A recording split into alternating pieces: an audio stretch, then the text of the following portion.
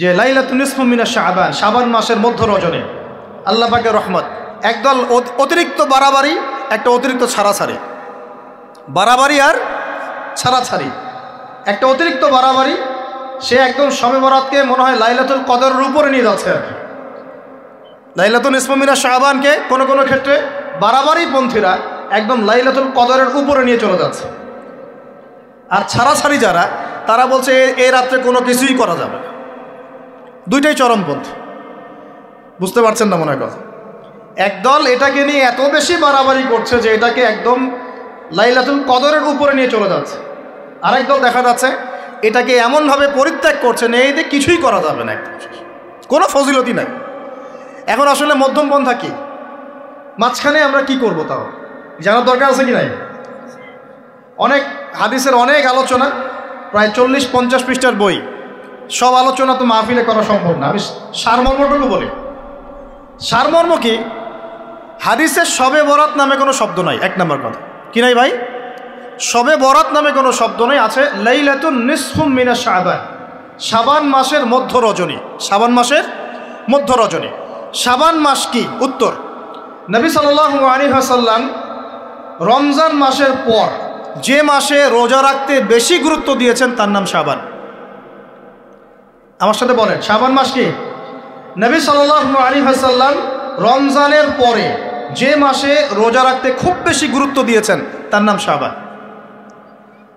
আয়েশা রাদিয়াল্লাহু আনহা তিনি বলতেন যে শাবান মাস আসলে নবী সাল্লাল্লাহু আলাইহি ওয়াসাল্লাম এত বেশি বেশি রোজা রাখতেন যে মনে হতো তিনি রোজা ছাড়বেনই না, সারা মাস রেখে ফেলবেন। বেশি থেকে বেশি রোজা রাখতেন শাবান মাসে। প্রশ্ন হচ্ছে কেন? উত্তর, এমনিতে এই মাসটা বরকতময় এবং এই মাসে আল্লাহ পাক তার রহমতে বিপুল সংখ্যক মানুষকে জাহান্নাম থেকে মুক্তি দান করেন।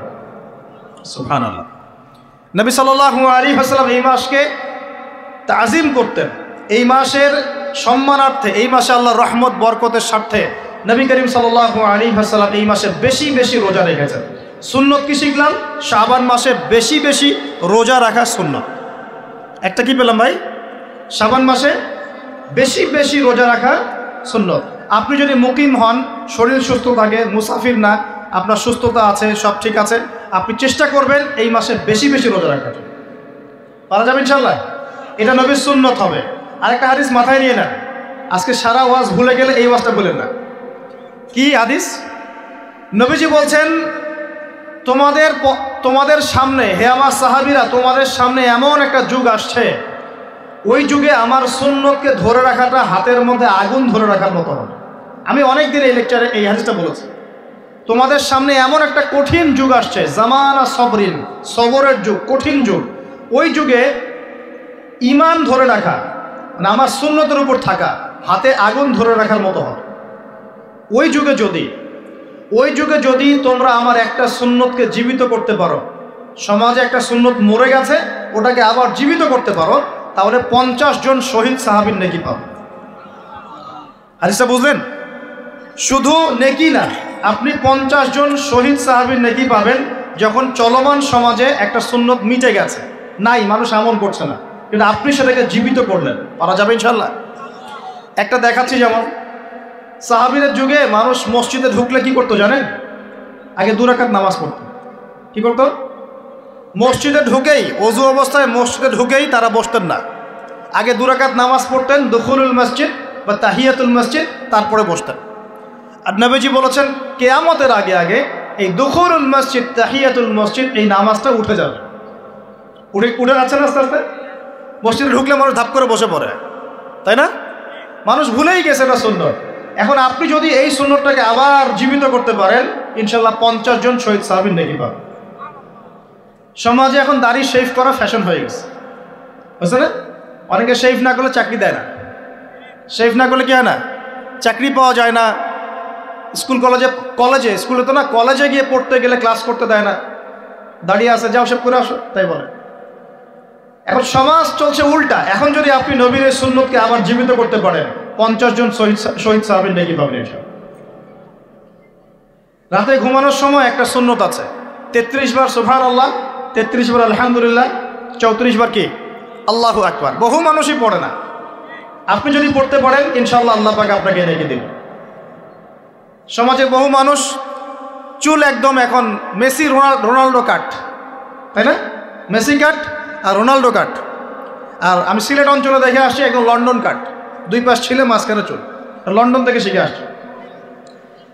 এখন চুলেরও কিন্তু সুন্নত আছে, আছে কি নাই? দাড়ির যেমন সুন্নত আছে, চুলের সুন্নত নাই। একদম সামন পিছন সমান করতে পারেন, অথবা যদি চুল নাই থাকে তাহলে চুল মাথা মুন্ডন করেও রাখতে পারেন। অনেক সাহাবীর মাথা মুন্ডিত ছিল। আবার অথবা কানের লতি পর্যন্ত বা কাঁধ বাবড়ি রাখতে পারেন। এটা চুলের সুন্নত হলো কিনা? এখন সমাজের সব মানুষ এই সুন্নতটাকে ভুলে গেছে। আপনি সুন্নত মনে করে রেখেছেন, ইনশাল্লাহ আপনি নেকি পাবেন ইনশাআল্লাহ। এরকম অগণিত সুন্নত আছে, অগণিত, যেগুলো আমাদের সমাজ থেকে আস্তে আস্তে উঠে যাচ্ছে। আমি খুব দুঃখের সাথে বলছি, অনেক মসজিদে ফরজ নামাজ পড়ার পরে আমরা কি করি? একটা মোনাজাত করি, আল্লাহুম্মা আমিন বিরহমাতিকা ইয়া আরহামার রাহিম, ব্যাস উঠে চলে গেলাম, তাই না? উঠে চলে যায় না? তারপর স্যান্ডেল নিয়ে বাইরে চলে গেল। অথচ সালাম ফিরানোর পরে একবার বলতে হয় আল্লাহু আকবার, কি বলতে হয়? 3 বার বলতে হয় আস্তাগফিরুল্লাহ আস্তাগফিরুল্লাহ আস্তাগফিরুল্লাহ। বলতে হয় আল্লাহুম্মা আনতাস সালাম ওয়া মিনকাস সালাম তাবারাকতা ইয়া যাল জালালি ওয়াল ইকরাম। একবার পড়তে হয় আয়াতুল কুরসি, 33 বার সুবহানাল্লাহ, 33 বার আলহামদুলিল্লাহ, 33 বার আল্লাহু আকবার, তারপর কালিমা শাহাদা। এরপর সূরা ফালাক একবার, সূরা নাস একবার, ইখলাস একবার। আরো দোয়া, অনেক দোয়া আছে। আল্লাহুম্মা লা মানি লিমা আ'তাইত ওয়া লা মু'তি লিমা মানা'ত ওয়া লা ইয়ানফা'ু যাল জাদ্দি মিনকাল জাদ। পড়তে হয় আল্লাহুম্মা ইন্নী আউযু বিকা মিনাল হাম্মি ওয়াল হাযান ওয়াল আজজি ওয়াল কাসালি ওয়াল বুখলি ওয়াল জুবন ওয়া দালা'id দাইন ওয়া গালাবাতির রিজাল। পড়তে হয় আল্লাহুম্মা আ'ইন্নী আলা যিকরিকা ওয়া শুকরিকা ওয়া হুসনি ইবাদাতিক। আরো অনেক দোয়া আছে। দেখেন তো, মোনাজাত করেন, আমি তো না করছি না, আমি তর্ক করতে আসি না এখানে, এটা নিয়ে আমি ঝগড়া করতে আসি। কিন্তু এই সুন্নতটা যে উঠে গেল, মোনাজাতটা করে যে মসজিদ থেকে বের হয়ে চলে গেলেন, এই সুন্নতটার উপর আমল কে করবে? সুন্নত উঠে গেল না?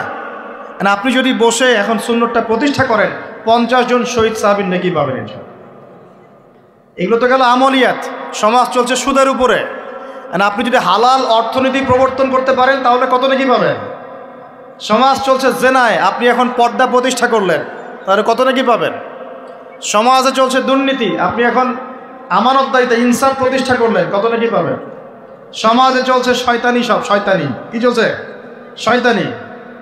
এখন আপনি আল্লাহ রাব্বুল আলামিনের ওহী প্রতিষ্ঠা করলেন, কত নেকি পাবেন? নিঃসন্দেহে আর অনেক বেশি নেকি পাবেন। আল্লাহ পাক আমাদেরকে সেই লক্ষ্যে কাজ করার তৌফিক দান করুন। প্রিয় ভাইরা, যে কথা বলতে গিয়ে এখানে আসলাম, এক বাড়াবাড়ি এই মাসে নবীজি বেশি বেশি রোজা রাখেন। তাহলে আমরা কি করবো এই মাসে ভাই? 1 নম্বর কাজ, বেশি বেশি রোজা রাখার চেষ্টা করবো ইনশাআল্লাহ, আল্লাহ তৌফিক দান করবেন।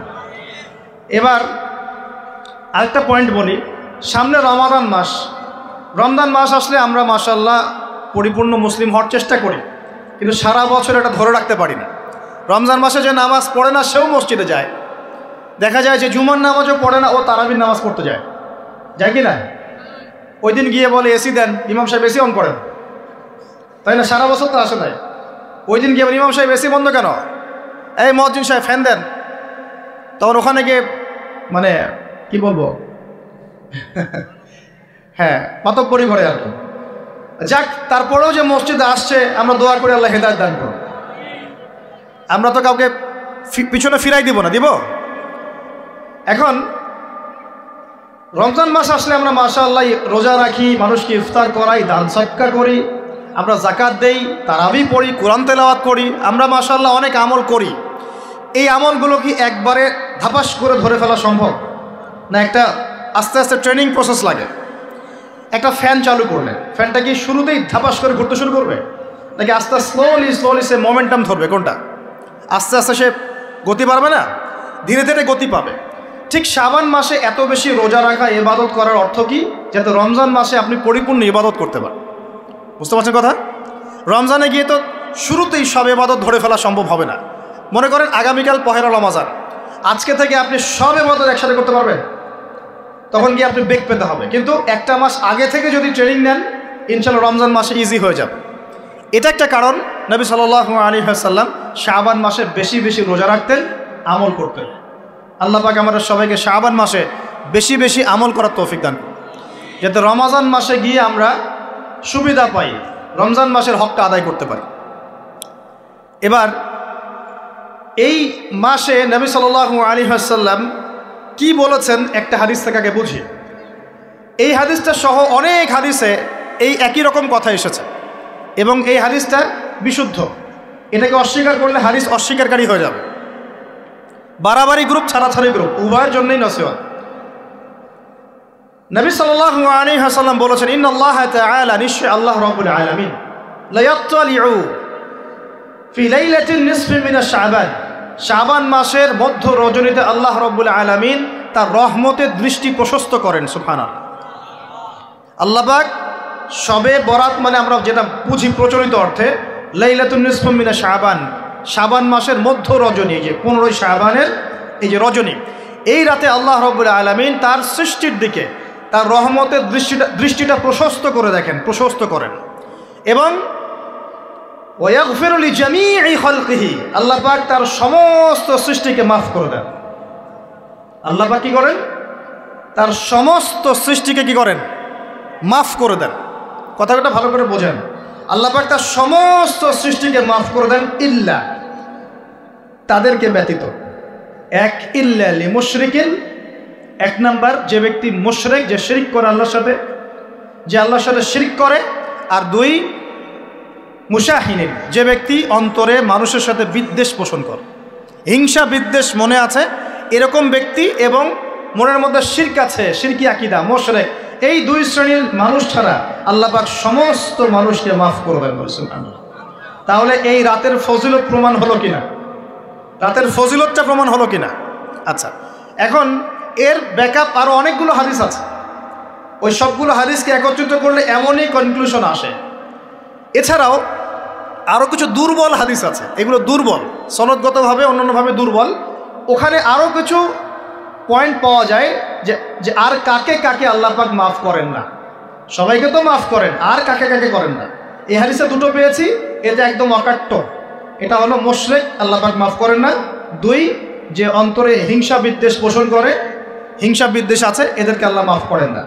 আরও কিছু দুর্বল বর্ণনা থেকে পাওয়া যায়, এটা দুর্বল বর্ণনা, কিন্তু জেনে রাখতে তো সমস্যা নাই। সমস্যা আছে?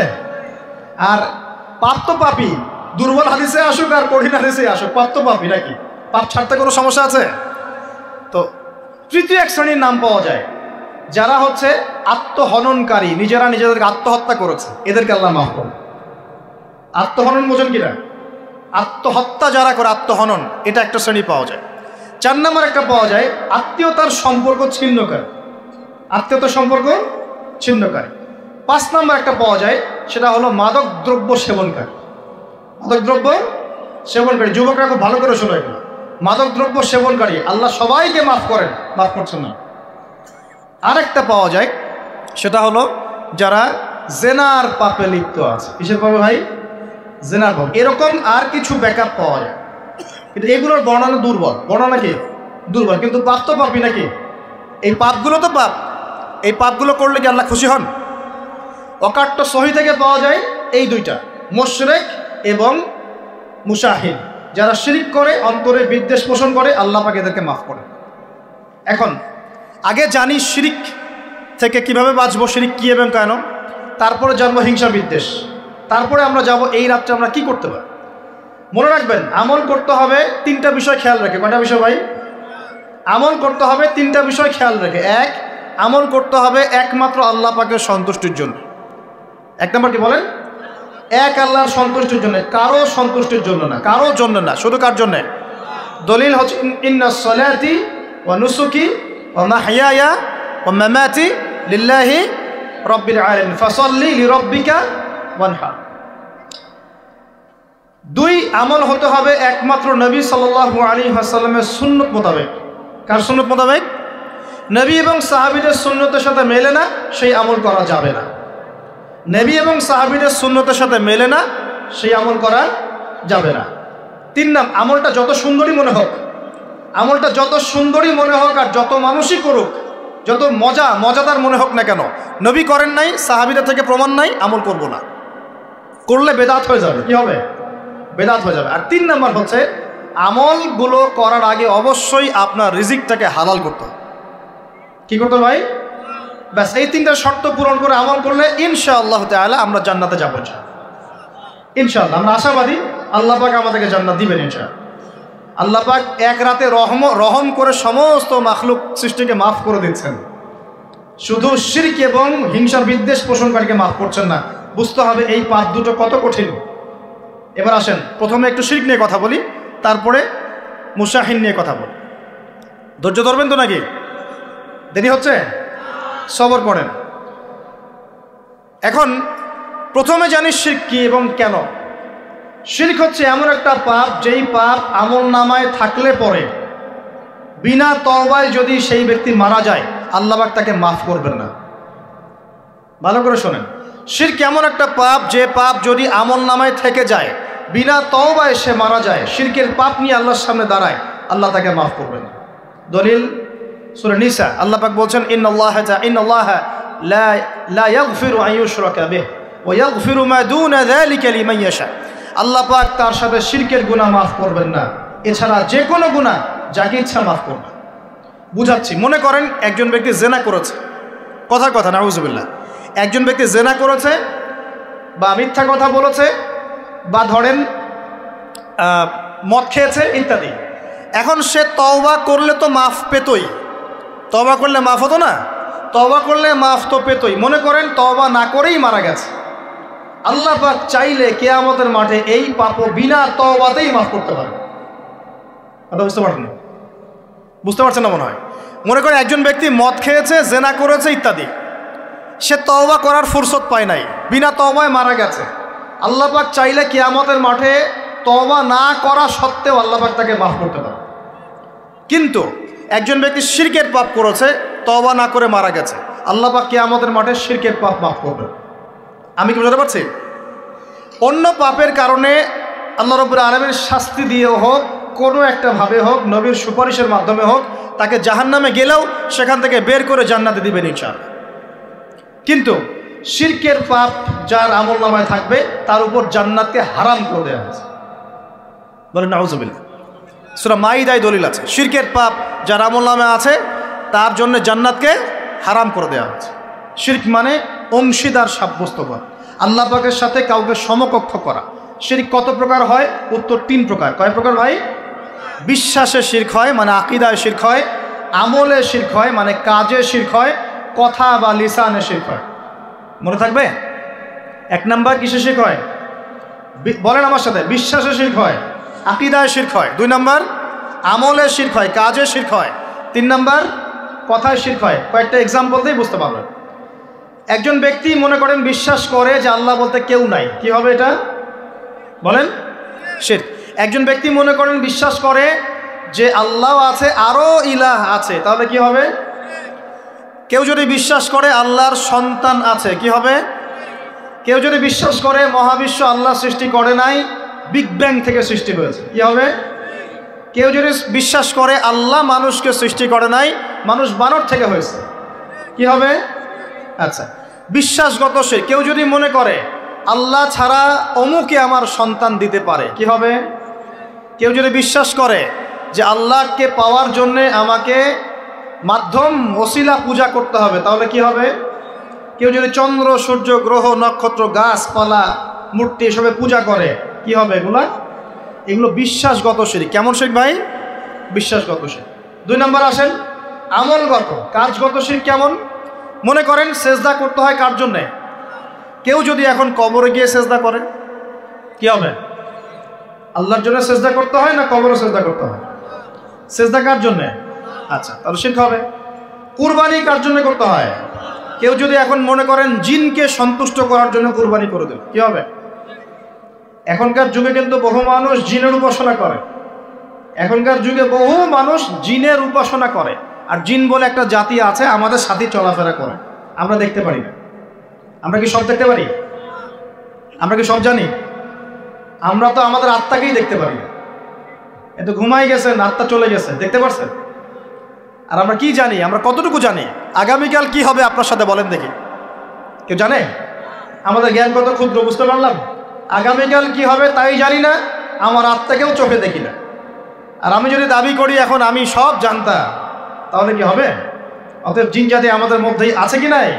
ওমা খালাকতুল জিন্না ওয়াল ইনসা ইল্লা লিয়াবুদুন, আমি জিন আর মানুষকে শুধুমাত্র আমার ইবাদত করার জন্যই সৃষ্টি করেছি। আল্লাহ পাক আমাদের সবাইকে আল্লাহ পাকের সত্য বোঝার তৌফিক দান করুন। এবার আসেন, আপনাদের পার্বত্য এলাকায় জিনের উপাসনা হয়। এখন বললেন ভাই কেমন করে জানলেন? যত তান্ত্রিক মান্ত্রিক কবিরাজ জাদুকর সব এই পাহাড়ি এলাকায় ঘুরে বেড়াচ্ছেন, এবং চোখ কান খোলা রাখলে আপনারাও বুঝতে পারবেন জিনের উপাসনা করলে অনেক কিছু ভেলকিবাজি দেখানো যায়। জিনকে আল্লাহ পাক কিছু ক্ষমতা দিয়েছে। জিন অনেক দূর থেকে দেখতে পারে। মনে করেন যে কেউ একজন এখানে বসে আছে, সে দাবি করছে যে সে অলৌকিক ক্ষমতার অধিকার, অথচ ওর কাছে জিন আছে। কি আছে? জিন। এখন আপনি শুনেছেন যে অমুক জায়গায় অমুক বাবা আছে, সে অনেক বড় ক্ষমতার অধিকার, যাই দেখি ওনার কি ক্ষমতা। এখন আপনি রাস্তায় আসছেন, তার সেই জিন তো আগেই দেখতে পাচ্ছে আপনি আসছেন দূর থেকে, সে আগে খবর দিল আসতেছে মক্কেল, ওই যে মক্কেল আসতেছে। এখন সে বলল যে ওই ব্যক্তির সাথে যে জিন আছে ওর সাথে কানেকশন করো। সবার সাথে একটা জিন আছে না? আছে কি না? একটা করে জিন শয়তান আছে না সবার সাথে? দুইজন ফেরেশতা একজন জিন সবার সাথেই আছে। আছে কি না? আপনার জিন জানে আপনার সাথে অতীতে কি হয়েছিল? জানে তো। আপনার জিন আপনার সাথে আছে না শুরু থেকে? তাহলে আপনি 1 মাস আগে কি করেছেন আপনার জিন তো জানে। ও ভবিষ্যৎ জানে না, কিন্তু অতীত তো জানে। ও তো ভবিষ্যৎ জানে না, কিন্তু অতীতে আপনি কি করেছেন ও তো জানে না? এখন ওর সাথে এই কারিনের সাথে যোগাযোগ করছে। ওকে বলছে এই তো 1 মাস আগে অমুক মেয়ের পিছনে দৌড়াইছিল, 1 মাস আগে অমুক একটা মেয়ের পিছনে দৌড়াইছে, ওই মেয়েকে পাওয়ার খুব চেষ্টা করছে, কিন্তু 1 মাস আগে ব্যবসায়ী কাজ করছে, কিন্তু 1 মাস আগে ওই কাজ করছে। এখন আপনি হেঁটে হেঁটে আসলেন, এদিকে খবর পাস করা শেষ, এসে বললেন বাবা আপনার কি ক্ষমতা, আমি আপনার ক্ষমতার নিদর্শন দেখতে চাই। সেই বাবা এখন বলছে যে তুই তো সেই ব্যক্তি না, তোর নাম অমুক না, আপনি তো ভেবাচকা খেয়ে গেলেন। হ্যাঁ তাই তো, আমার নাম তো অমুক। তুই তো 1 মাস আগে এই মেয়ের পিছনে ঘুরছিস না? হ্যাঁ তাই তো, আপনি কেমন করে জানলেন? তুই 1 মাস আগে এই কাজ করছিস না? তাই তো, আপনি কেমন করে জানলেন? আপনার তো চোখ একদম আসমান উঠে গেল। বাপরে বাপ, সে তো আমার অতীতের সব বলে দেয়, তুই অমুক জায়গায় এটা পাপটা করছিস না, তুই এই জায়গায় ওটা লুকায় রাখছিস না, ব্যাস আপনার মাথা খারাপ। জিনের উপাসনা করে মানুষ অনেকেই। আর জিনরা কি করে? অনেক সময় আসমানের কাছে যায় সংবাদ নেয়ার জন্য। সূরা মুলক পড়েন, সূরা মুলকের 1ম পৃষ্ঠা পড়েন। আল্লাহ পাক ওদেরকে তাড়ানোর জন্যে আসমানের মধ্যে এই উল্কাপিণ্ড নক্ষত্র নিক্ষেপ করেন। রুজুম আল্লিশ শায়াতিন, আল্লাহ বলেছেন এই নক্ষত্রগুলা আমি রুজুম আল্লিশ শায়াতিন, শয়তানদেরকে তাড়ানোর জন্য রেখেছি। পৃথিবীতে অনেক কিছুই ঘটে, আমরা খালি চোখে বুঝতে পারি না। এখন কেউ যদি জিনের উপাসনা করে, জিনকে সন্তুষ্ট করার জন্যে এই কুরবানি করে, তাহলে কি শিরক হবে কি না? সেজদা কার জন্যে? অন্য কারোর জন্যে করলে কি হবে? কুরবানি কার জন্যে? অন্য কারোর জন্যে করলে কি হবে? কার নামে কসম করতে হয়? যদি অন্য কারো নামে কসম করি, এই যে এখন বাপের নামে কসম, মায়ের নামে কসম করেন কেন? কসম করা যাবে না এভাবে। মান হালাফা বিগাইরি ইসমিল্লাহি ফাকাদ কাফার, কেউ যদি আল্লাহ ছাড়া অন্য কারো নামে কসম করে সে কুফরি করবে। যদি কসম করতেই হয় আপনাকে আল্লাহরই কসম করতে হবে। যদি কসম করতে হয় কার কসম করবেন? আর আল্লাহর কসম করে কি মিথ্যা বলতে পারবেন? মিথ্যা বললে তোমার কাফারা দেওয়া লাগবে। আচ্ছা, কাফারা কি? সবচেয়ে সহজ কাফারা হচ্ছে 3টা রোজা রাখা। কয়টা রোজা? 3টা। আসেন আমরা যাই।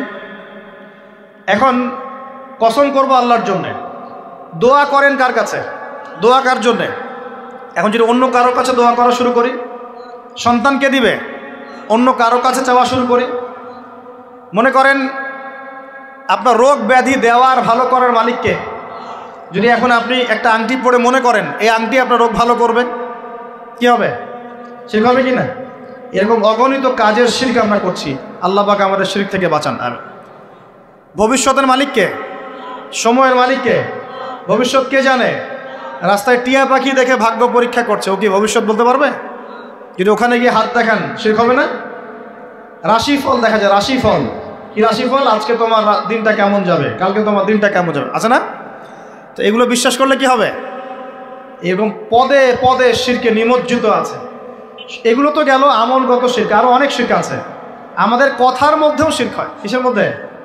কথার মধ্যে। যেমন আমরা বলি ডাক্তার ভালো ছিল, না হলে রোগীকে বাঁচানো যেত না, বলি কি না? অনেকে বলি না, শিরক হবে। কেউ যদি বলে যে ড্রাইভারটা ভালো ছিল, না হলে গাড়ি নির্ঘাত অ্যাক্সিডেন্ট করতো, কি হলো কথায়? আরেকটা বিষয় আছে, আমরা অনেক সময় ইবাদত করি মানুষকে দেখানোর জন্য, সবাই বড় দানবীর বলবে, আমাকে নামাজি বলবে, এটাও কি? এটাও শিরক। কথার মধ্যে আর অনেক শিরক করি। সার্বভৌম ক্ষমতার মালিককে, তাবারাকাল্লাযী বিয়াদিহিল মুলক, সার্বভৌম ক্ষমতার মালিককে। আর আমরা যদি মনে করি আমরাই সার্বভৌম ক্ষমতার মালিক, কি হবে? ঠিক হবে না? এরকম প্রচুর শিরকে আমরা নিমজ্জিত আছি। সবচেয়ে বড় যে শিরকটা এখনকার বিশ্বে চলছে সেটা হলো আল্লাহ পাকের হালালকে আমরা হারাম করে নিচ্ছি, আল্লাহর হারামকে হালাল করে নিচ্ছি। করছে কি না? বুঝতে পারছেন না মনে হয়। মাদক দ্রব্য কি হালাল না হারাম? আমরা অনেক সময় হালাল করে নিয়েছি, তাই নাই? জেনা হারাম না হালাল? আমরা এখন জেনাকে প্রমোট করছি, উস্কে দিচ্ছি। সমকামিতা হালাল না হারাম? এই সমকামিতার ব্যাধি ছড়িয়ে পড়েছে এখন সমাজের রন্ধ্রে রন্ধ্রে, পড়েছে না? এদেরকে আল্লাহ পাক এমন শাস্তি দিবেন যে শাস্তি আল্লাহ পাক কুল কায়নাতে কাউকে দেন নাই। কেমন শাস্তি দিবেন? কওমে লূতকে আল্লাহ রাব্বুল আলামিন মাটি থেকে উপরে উঠিয়ে আকাশ থেকে পাথর বর্ষণ করে থেতলে দিয়ে আবার মাটিতে দাফন করে দিয়েছে কওমে লূতকে। আল্লাহু আকবার। এই শাস্তি অপেক্ষা করছে এদের জন্য। সুদ হালাল না হারাম? আমরা কি এটাকে জায়েজ করে নিচ্ছি কিনা, খাচ্ছি কিনা? এই বিশ্বের সবচেয়ে বড় একটা সমস্যা চলছে, আল্লাহ পাকের হারামকে আমরা হালাল করছি, হালালকে হারাম করিনি, এটাও শিরক। এখন আল্লাহ পাক যে বলছেন সবাইকে মাফ করে দিবেন, আল্লাহ পাক শিরক যে করে তাকে মাফ করবেন না। এখন বলেন কত পার্সেন্ট মানুষ মাফ পাবে? এই পাপগুলো কত মানুষ করছে? সবাই করছে না? মোটামুটি সবাই মোটামুটি শিরক করছে। আমরা আল্লাহ পাক আমরা সবাইকে শিরকের পাপ থেকে বাঁচিয়ে রাখুন। এর পাশে একটা শিরক আছে রিয়া বা গোপন শিরক, লোক দেখানো আমল, এটাও গোপন শিরক। আর এক শ্রেণী। আচ্ছা, এখানে একটা কথা বলে রাখি, এই শিরকগুলো থেকে বেঁচে থাকলে কি হবে? শিরক থেকে বেঁচে থাকলে আপনার আমল নামায় যদি আসমান জমিন সমান গোনাও থাকে, আল্লাহ পাক সমস্ত গোনা মাফ করে দিবেন ইনশাআল্লাহ। মনে করেন একজন ব্যক্তির আমল নামায় জেনা, সুদ, ঘুষ, হাবি জাবি দুনিয়ার পাপ দিয়ে ভর্তি, কিন্তু কোনো একটা কারণে বা কোনো একভাবে তার আমল নামায় শিরকের কোনো গোনা নাই, শিরক করে নাই, ইনশাআল্লাহ তাআলা কোনো না কোনো ওসিলায় হলে আল্লাহ পাক তাকে কিয়ামতের মাঠে মাফ করে দিবেন ইনশাআল্লাহ। একটা হাদিস বললেই যথেষ্ট হবে, তারপরে সামনে যাব। রাসূল সাল্লাল্লাহু আলাইহি ওয়াসাল্লামকে আল্লাহ পাক মেরাজের রাতে ওয়াদা করেছেন। কোন রাতে ভাই? মেরাজের রাতে ওয়াদা করেছেন, হে মুহাম্মদ সাল্লাল্লাহু আলাইহি ওয়াসাল্লাম, তোমার উম্মতের মধ্যে যে কোনো ব্যক্তি যত বড়ই পাপ করুক না কেন, আসমান জমিনের সমানও যদি পাপ করে আমার সামনে দাঁড়ায়, কিন্তু তার আমল নামায় শিরকের পাপ নাই, আমি আল্লাহ তার সামনে আসমান জমিন সমান ক্ষমা নিয়ে হাজির হব, মানে সে মাফ পেয়ে যাবে ইনশাআল্লাহ।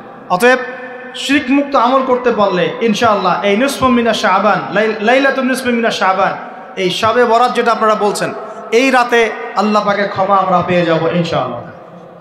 শিরক মুক্ত আমল করতে পারলেই ক্ষমা হবে ইনশাআল্লাহ। আল্লাহ পাক আমাদের সবাইকে শিরক থেকে বেঁচে থাকার তৌফিক দান করুন।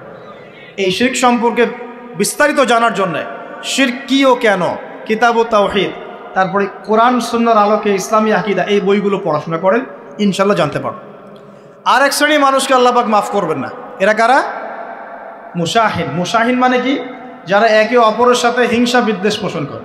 এখন বলেন দেখি, হিংসা বিদ্বেষ পোষণ করেন এমন মানুষ আছে এখন? বলেন দেখি।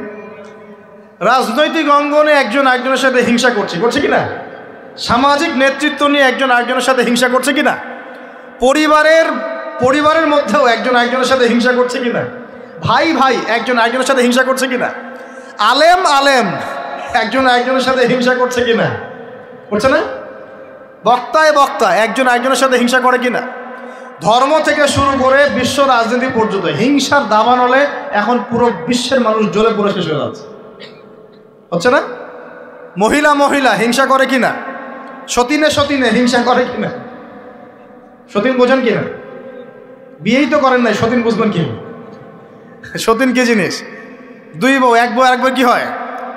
সতীনে হিংসা করে কিনা? আয়েশা রাদিয়াল্লাহু আনহার বাসায়, মানে ঘরে নবী সাল্লাল্লাহু আলাইহি ওয়াসাল্লাম বসে আছেন, ঢুকেছেন, আর অন্য একজন স্ত্রীর ঘর থেকে একটা খাবার আসতে পারে না, ভালোবেসে মহব্বত করে হাদিয়া দিয়েছেন। আয়েশা রাদিয়াল্লাহু আনহা যখন দেখলেন তার ঘরের মধ্যে খাবার পাঠিয়েছে অন্য একজন স্ত্রী, পুরো থালাটাকে মাথার উপর নিয়ে ধাবাস করে ভেঙে ফেলে দিলেন।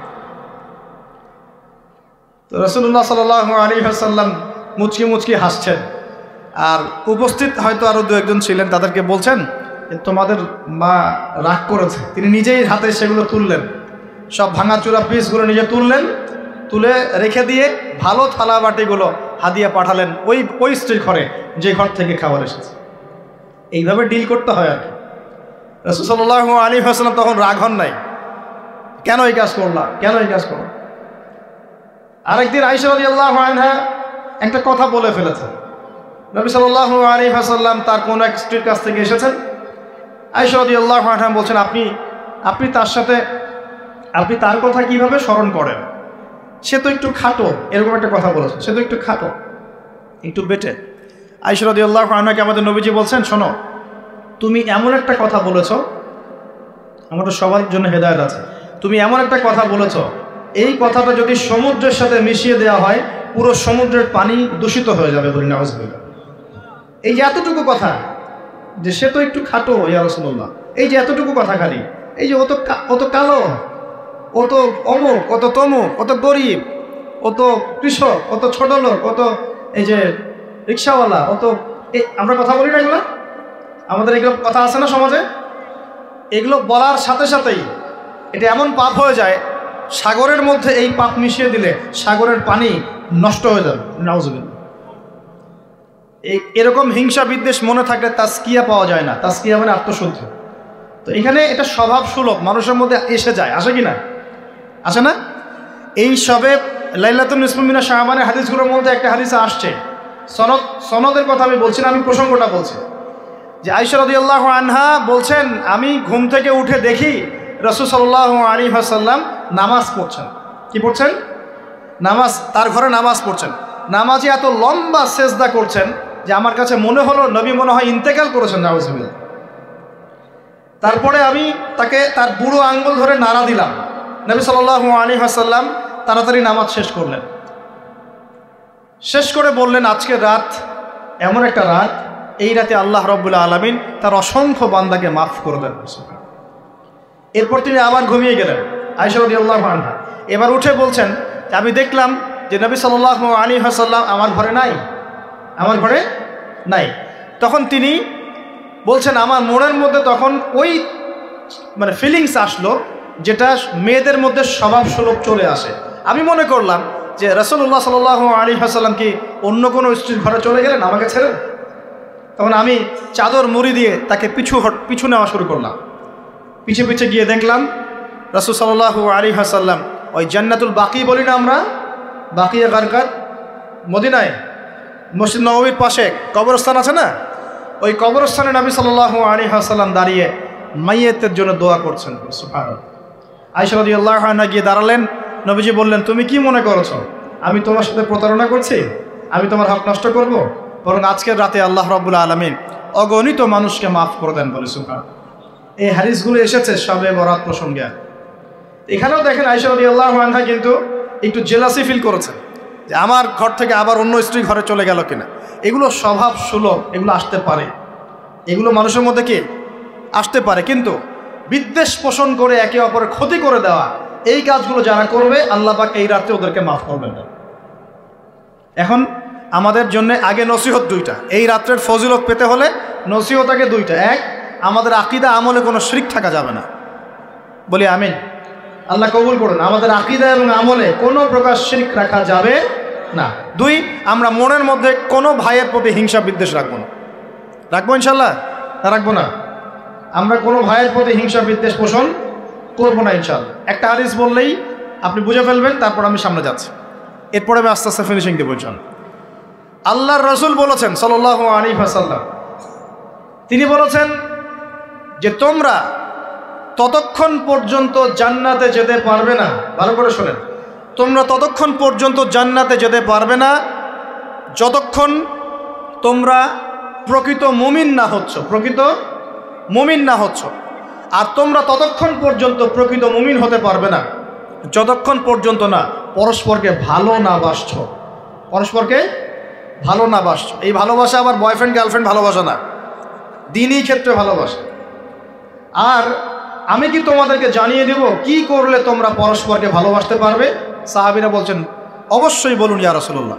নবীজি বলছেন তোমরা একে অপরকে সালাম দেওয়ার অভ্যাস করো, ইনশাআল্লাহ তোমরা একে অপরকে ভালোবাসতে পারবে। ইসলামের সৌন্দর্য দুটা, কয়টা ভাই? বেশি বেশি মানুষকে সালাম দেয়া এবং মানুষকে খাবার খাওয়ানো। কি খাওয়ানো? আরেকটা মনে রাখবেন, কিয়ামতের আগে আগে মানুষ বাছাইকৃত মানুষকে সালাম দিবে, সবাইকে সালাম দিবে। চলছে কিনা সমাজে? কিয়ামত দূরে না কাছে? এটা আজকে আলোচনার টপিক না, তাহলে আমি বলতাম যে কতগুলো আলামত আপনি দেখতে পাবেন। এখন আমরা বুঝতে পারলাম এই রাতের ফজিলত আছে, আছে কি নাই? এই রাতের ফজিলত কি? আল্লাহ পাক এই রাতে অগণিত বান্দাকে মাফ করে দিবেন ইনশাআল্লাহ। তবে কোন কোন মানুষকে মাফ করবেন না? এক নম্বর, যারা মুশরিক বা শিরক করে, হ্যাঁ, একে অপরের প্রতি কি বলেন, মুশাহিন, বিদ্বেষ, হিংসা বিদ্বেষ পোষণ করে, এই দুই শ্রেণীর মানুষের অন্তর্ভুক্ত হওয়া থেকে আল্লাহ আমাদেরকে বাঁচাক, আমিন। এরপরে দুর্বল হাদিসগুলো বা যেগুলো একদম দুর্বল সনদের, সেগুলোর মধ্যে অতিরিক্ত এসেছে আত্মীয়তার সম্পর্ক ছিন্ন করলে মাফ পাচ্ছে না, আত্মহত্যা করলে মাফ পাচ্ছে না, জেনা করলে মাফ পাচ্ছে না, মাদকদ্রব্য সেবন করলে মাফ পাচ্ছে না। এই পাপগুলো থেকেও আল্লাহ পাক আমাদেরকে বাঁচিয়ে রাখুন বলিয়া। এখন কিভাবে এই রাতে আমরা ইবাদত করব জানার দরকার কিনা? তার আগে ইবাদত কবুলের কয় শর্ত বলেছে? 3। আল্লাহর সন্তুষ্টির জন্য হতে হবে, নবীর সুন্নাহ মাফিক হতে হবে, এবং 3 নম্বর হচ্ছে হালাল রিজিক থাকতে হবে, হারাম খেয়ে ইবাদত করা যাবে না। এখন আসেন, কোনো হাদিসের মধ্যে স্পেসিফিকলি বলা নাই যে এই রাতে এই এই এই এই ইবাদত করতে হবে, কোনো হাদিসের মধ্যে পাওয়া যায়। কথা বলার চেষ্টা করুন। যেমন লাইলাতুল কদর সম্পর্কে বলা হচ্ছে না, যে লাইলাতুল কদরে যারা কিয়াম করবে, হ্যাঁ, রাত দিনে সিয়াম রাখবে, রাতে কিয়াম করবে, কোরআন তেলাওয়াত করবে, কোরআন দিয়ে কিয়াম করবে, আল্লাহ ওদেরকে মাফ করে দিবেন। একটা আমল দেওয়া আছে লাইলাতুল কদরে। নবী সাল্লাল্লাহু আলাইহি ওয়াসাল্লাম যা করতেন সেগুলোর মধ্যে আমল দেওয়া আছে। এই নিসফু মিনা শাবানের মধ্যে স্পেসিফিকলি এভাবে হাদিসের মধ্যে উল্লেখ করা নাই এই এই এই এই আমলগুলো করো। এটা খুঁজে খুঁজে আমাদেরকে বের করতে হয়। খুঁজে খুঁজে কেমন? নবী সাল্লাল্লাহু আলাইহি ওয়াসাল্লাম দোয়া করছিলেন মৃতদের জন্য, করছিলেন না? তাহলে এটা একটা আমল পাওয়া গেল। নবী সাল্লাল্লাহু আলাইহি ওয়াসাল্লাম নামাজে ছিলেন সেজদারত অবস্থায়, ওই যে আয়েশা রাদিয়াল্লাহু আনহা টোকা দিলেন, দিয়ে বললেন আমি ভাবছিলাম তার ইন্তেকাল হয়ে গেছে কিনা, তার মানে বুঝলাম যে আপনি নামাজ পড়তে পারেন। এরপরে আল্লাহ পাকের কাছে ক্ষমা চাইতে পারেন, কারণ এই মাসে আল্লাহ পাক আপনাকে এই রাতে আল্লাহ আপনাকে ক্ষমা করবেন, এই রাতে আল্লাহ ক্ষমা করবেন। এখন এটাকে বলা হয় প্রশস্ততা। ব্যক্তিগতভাবে এখানে আপনাকে প্রশস্ত এখতিয়ার দেওয়া হয়েছে। ব্যক্তিগতভাবে আপনাকে আল্লাহ পাক তার রাসূলের মাধ্যমে এই শরীয়তে এই রাতের আমলের জন্য একটা প্রশস্ত এখতিয়ার দিয়েছেন। আপনি রাসূল সাল্লাল্লাহু আলাইহি ওয়াসাল্লামের সুন্নাহ মাফিক যে কোনো ভালো কাজ করতে পারেন, কিন্তু নির্দিষ্ট করে আপনাকে দেওয়া হয় নাই যে আপনাকে 100 রাকাতই পড়তে হবে, আপনাকে 200 রাকাতই পড়তে হবে, আপনাকে 10 রাকাতই পড়তে হবে, আপনাকে 1 খতমই দিতে হবে, এরকম নির্দিষ্ট করে আপনাকে কিছু দেওয়া হয়। আপনি এখন চাইলে সুন্দর করে ওযু করলেন, ওযু করে মাশাআল্লাহ আতর খুশবু ব্যবহার করতে পারেন, করে সুন্দর জামা পরলেন, পরে আপনি আল্লাহর স্মরণে নামাজ আদায় করলেন। এখন ফরজ নামাজ আগে না নফল আগে? ফরজ আগে না নফল আগে? এই আমলগুলো ফরজ না নফল? এগুলো নফল। আগে তো ফরজ পড়তে হবে নাকি? 5 ওয়াক্ত ফরজ নামাজ তো আগে, তারপরে আপনি নফলে আসেন। আমাদের জীবনে কোনটার গুরুত্ব সবচেয়ে বেশি? ফরজ ঠিক না থাকলে নফল দিয়ে কাজ হবে? তো ফরজ ঠিক করার পরে আপনি এখন অতিরিক্ত আমল করার চেষ্টা করছেন, সুন্দর কাপড় চোপড় পরেছেন, আপনি মাশাআল্লাহ পবিত্র হয়েছেন, আতর খুশবু ব্যবহার করেছেন, আপনি নীরবে নিভৃতে আল্লাহকে ডাকছেন নামাজের মধ্যে দিয়ে, লম্বা করে সুন্দর করে নামাজ পড়ছেন, আপনি একটু কোরআন তেলাওয়াত করছেন, আলহামদুলিল্লাহ। আপনি এই রাতে মৃতদের জন্য দোয়া করলেন, নিজের জন্য দোয়া করলেন, পরিবারের জন্য দোয়া করলেন, আপনি তাসবিহ তাহলিল করলেন, যদি আপনাকে আল্লাহ সামর্থ্য দেন আপনি কিছু দান সাদাকা করেছেন, আপনি বিভিন্ন রকম ভালো কাজে আপনি নিজেকে মানে এঙ্গেজ রাখতে পারেন, নিজেকে বিভিন্ন ভালো কাজে আপনি নিজেকে সম্পৃক্ত রাখতে পারেন। এভাবে আপনি রাতটাকে একটা উৎসবের উৎসাহে পার করতে পারেন। কিন্তু আমরা যে ঘটা করে অনেকগুলো কাজ করি না, ঘটা করে হালুয়া রুটি সামাই টামাই এই সেই আলোকসজ্জা অমুক তমুক দল বেঁধে কবরস্থান, এই আমলগুলো নবী এবং সাহাবীরা থেকে প্রমাণ হয়। আমি বুঝতে পারছি, আমল করতে আপনাকে নিষেধ করা হয় নাই, কিন্তু বাড়াবাড়ি করবেন না, ছাড়াছাড়ি করবেন। মধ্যমপন্থী থাকেন, ব্যক্তিগতভাবে আপনি আপনার মতো করে আমল করতে পারেন। আপনাকে ইখতিয়ার, প্রশস্ততা দেওয়া হয়েছে। আপনি একটু নামাজ পড়েন, একটু তেলাওয়াত করেন, একটু জিকির করেন, দোয়া করেন, আপনি আল্লাহর কাছে চেয়ে নেন। আরেকটা হাদিস আছে, এই রাতে আল্লাহ রাব্বুল আলামিন প্রথম আসমানে নেমে আসেন। সুবহানাল্লাহ। আল্লাহ পাক কেমন করে নেমে আসেন এটা আমাদের ব্যাখ্যার বাইরে, আর এটা সত্তাগতভাবে না, আল্লাহ পাকের রহমান নেমে আসেন। আল্লাহ পাক আহ্বান করতে থাকেন, কে আছে আমার কাছে কিছু চাইবে আমি তাকে দিব, কে আছো আমার কাছে ক্ষমা চাইবে আমি মাফ করে দিব, কে আছো আমাকে ডাকবে আমি তার ডাকে সাড়া দিব। সুবহানাল্লাহ। আল্লাহ পাক এই পুরো রাত বলতে থাকে। আরেকটা কথা মনে রাখবেন, এভাবে কিন্তু আল্লাহ পাক প্রত্যেক রাতেই বলতে থাকেন, শুধু এই একটা রাতেই নয়, প্রত্যেক রাতেই আল্লাহ পাক বলতে থাকেন। কিন্তু এই রাতে স্পেশালি আল্লাহ পাক অগণিত মানুষকে মাফ করে দেবেন ইনশাআল্লাহ। তা আমরা আল্লাহর কাছে দোয়া করি, আল্লাহ পাক আমাদের সবাইকে যেন সুস্থতার সাথে শাবান মাসে বেশি বেশি রোজা রাখার তৌফিক দান করুন, এবং যে আমলগুলো সুন্নাহসম্মত, এই সুন্নাহসম্মত আমলগুলো আল্লাহ আমাদের করার তৌফিক দান। বাড়াবাড়ি পর্যায়ে চলে যাবেন না, একবার ছাড়াছাড়ি পর্যায়ে চলে যাবেন। মধ্যমপন্থী থাকেন, রাতের ফজিলতটাকে আল্লাহর কাছে চেয়ে নেন, এবং আল্লাহর কাছে মাফ পাওয়ার জন্য যে পাপগুলোকে ছাড়তে হবে, যেমন শিরক, হিংসা বিদ্বেষ ইত্যাদি ইত্যাদি, এই পাপগুলোকে ছেড়ে দিয়ে আল্লাহর কাছে নিজেকে প্রমাণ করার চেষ্টা করি। আল্লাহ পাক আমাদের সবাইকে তৌফিক দান করুন, বলি আমিন। আকুলু কওলি হাযা আস্তাগফিরুল্লাহ লি ওয়া লাকুম ওয়া লিসাইরিল মুসলিমিন। বারাকাল্লাহু লানা ওয়া লাকুম বিল আয়াতিল হাকীম। ইন্নাহু তাআলা জাওয়াদুন কারীমুন রাউফুর রহিম। আপনারা উঠবেন না, আপনারা বসবেন। আমাদের পাশের ভাই তিনি কিছু কথা বলবেন, আমাদের সম্মানিত গেস্ট আছেন উনি কিছু কথা বলবেন, এরপরে আমরা সংক্ষিপ্ত মুখতাসার দোয়া দিয়ে ইনশাআল্লাহ আমাদের মাহফিল শেষ করবেন। আর যদি কারো কোনো প্রশ্ন থাকে লিখিত আকারে এখানে দিতে পারি ইনশাআল্লাহ। আমরা দোয়া করি আল্লাহ পাক আমাদের সবাইকে যেন যা শুনলাম এটা বুঝে আমল করার তৌফিক এনায়েত করেন, সকলেই বলি আমিন।